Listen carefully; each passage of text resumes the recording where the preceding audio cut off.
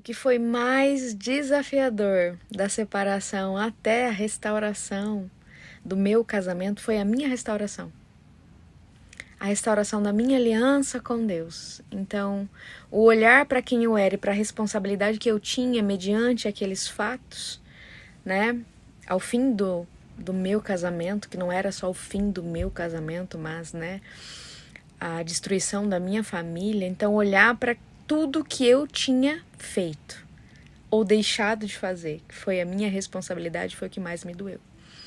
Mas, em contrapartida, foi ela, a dor, que me deu força para buscar pela mudança, né? Porque sem a dor não há motivação para a mudança, né? Então, foi um desafio muito grande, mas foi a melhor coisa que aconteceu na minha vida, porque eu mudei por Deus, não só pelo meu casamento. Pessoas que não mudam, mesmo você orando por ela, continuam mentindo e ferindo o coração do seu cônjuge, né?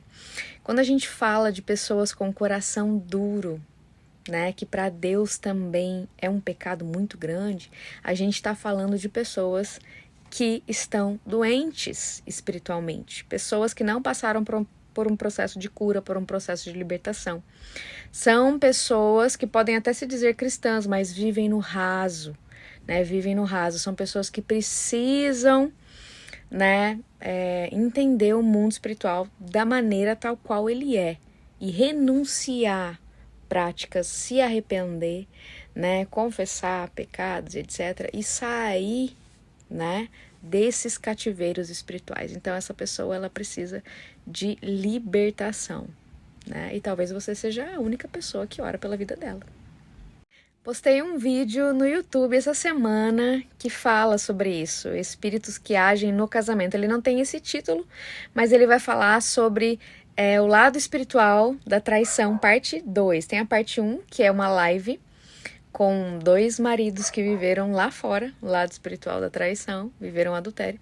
E tem um outro vídeo onde eu falo sobre esses espíritos, potestades, principados, hostes da maldade, né? E isso desde lá da mitologia grega, gente, que acontece, né? Então tem especialistas da área do casamento, do matrimônio também, principalmente na área sexual, que é o que mais, né, eles levam pessoas em cativeiros para que essas pessoas não vivam as bênçãos do Senhor, principalmente para a família e para o casamento. Então tem como lutar contra elas com as armas espirituais, com as armas certas. Já perdoei, mas não consigo esquecer. Às vezes fico triste, isso já tem anos. Então, se há tristeza, há angústia, há uma raiz de amargura. Então, essa raiz de amargura é por falta de perdão. Na verdade, não é que a gente esquece, mas aquela dor não dói mais. Quando aquela ferida é fechada, então você sabe que realmente você perdoou, né? E o perdão, ele é a moeda do reino, né? Então, como que Deus pode nos perdoar se a gente não perdoa, né? Então, se ainda dói, é que provavelmente ainda essa raiz, essa angústia aí, né, esteja ativa na sua vida e no mundo espiritual, porque se há uma pendência de perdão no mundo espiritual, a gente não avança, a gente trava, a gente não consegue se libertar, né? Então precisa viver, né, buscar pela ministração, buscar pela libertação, pela cura da alma e por essas feridas também.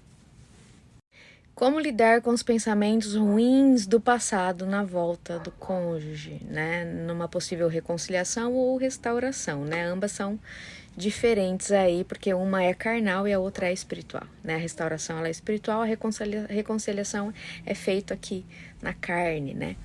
Então a gente precisa avaliar tudo isso. Se as pessoas viveram realmente uma libertação, se elas foram curadas, né? Então precisa viver esse processo de cura, de libertação, antes, né, de voltar ali, esse casal que passaram por muitas feridas, né? Então a gente tem que tomar muito cuidado com isso, porque esses pensamentos ruins, eles podem estar ligados ainda à falta de perdão, à falta de cura, né? Pecados ainda não arrependidos, ocultos, né? Então precisa fazer um mapeamento aí para analisar onde está essa porta aberta. O que pode na relação sexual entre o casal? Aqui a gente vai falar para casais cristãos, né? Então estamos falando diretamente com pessoas que entendem a Bíblia, que conhecem a Deus e conhecem os princípios do matrimônio. O primeiro princípio do matrimônio é deixar pai e mãe, né? Então, estar casado, se unir ali, então os dois se tornam uma só carne. Então, esse princípio, ele é primordial para um casamento acontecer, né? Para ser lícito, aquele leito ser sem mácula, porque todo ato sexual é um altar de adoração, né? Então, o que não pode? Ter relação sexual fora do casamento, né? Tem que estar casado, né? Se não está casado, então é um ato sexual ilícito. Agora, nos outros detalhes ali, né, do que pode, que não pode, não vou entrar nesse mérito aqui, né? Porque são muitos detalhes, mas basicamente é um leito santificado por Deus.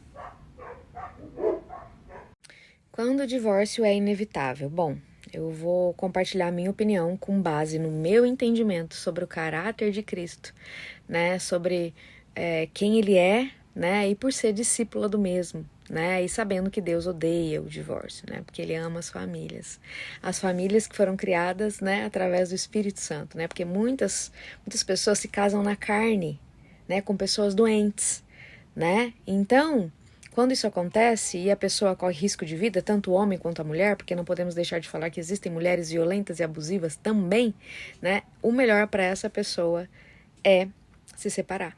Se ela corre risco de vida, se ela casou com uma pessoa doente, que é abusiva, que é violenta, né? Então, o melhor que ela pode fazer por ela mesma, né? É manter distância dessa pessoa, né? Buscar o Senhor aí para ele curar essas feridas, buscar ajuda profissional, ajuda policial também e judicial muitas vezes.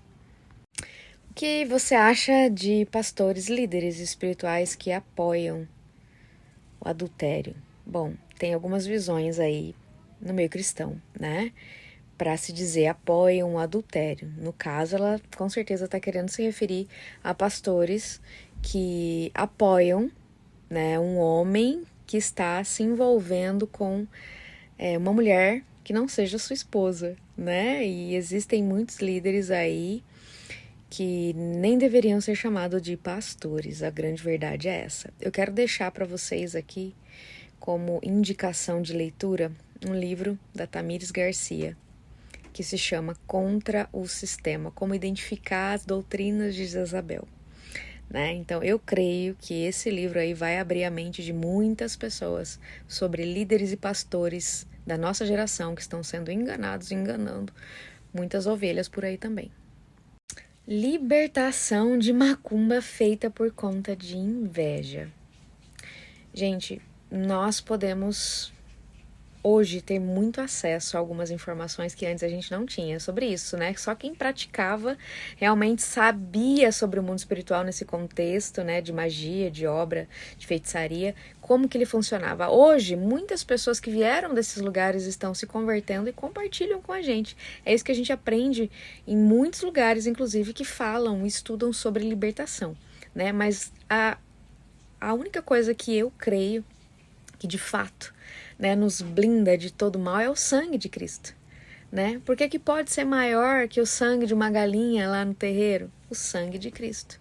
A santidade, a nossa libertação, a nossa vida com Deus nos blinda, nos cerca e fecha todas as brechas, porque uma macumba só pega em crente que tem legalidade, que tem portas espirituais abertas. Como esperar com paciência o tempo de Deus para a restauração acontecer? Uau, essa pergunta acho que renderia um vídeo inteiro, né? Lá no YouTube. É uma pergunta muito boa, muito boa. A gente poderia ficar horas falando sobre isso. Mas a paciência, ela é uma virtude, ela é um fruto do Espírito Santo. Ou seja, um fruto é algo que eu preciso colher, mas antes de colher é algo que eu preciso plantar. Né? Então, a paciência é algo que eu planto no meu tempo de deserto, no meu tempo de alinhamento com a palavra de Deus, no meu tempo de restauração da aliança com Deus, no meu tempo de restauração da minha identidade e da paternidade de Deus na minha vida. Então, é uma libertação de modo geral e completo, né? A paciência é um fruto, né, que a gente ganha, recebe no Espírito quando a gente obedece a palavra, quando a gente permanece, resiste e persiste, né? A Bíblia tem todas as receitas prontas. Como foi quando voltaram? Como ele te procurou? Foi no dia 12 de junho, gente. Eu não esperava, a gente não se falava, a gente não tava conversando, né? Na verdade, assim, a gente tinha algum contato, mas era algo bem raso, assim, não era nada profundo. Nunca falamos sobre voltar, né? Inclusive, ele tava com outra pessoa. Mas no dia 12 de junho ele chegou falando que Deus tinha incomodado ele a voltar para casa, que ele precisava buscar pela família dele, nem sabia, né, o que ele precisava fazer, mas Deus orientou tudo e eu já estava buscando, ele não sabia, né, que eu estava buscando a restauração, enfim. Mas toda a minha história você pode encontrar no nosso testemunho no YouTube, tem vários vídeos lá. Tem também 2 livros, né, o nosso livro publicado primeiro com o nosso testemunho, o segundo livro é um guia de como Deus restaura um casamento. Tá todos os nossos perfis, é só você procurar os links do nosso discipulado também que você vai encontrar muita coisa, tá tudo lá. E a gente já vive isso há 8 anos aí de restauração com Deus.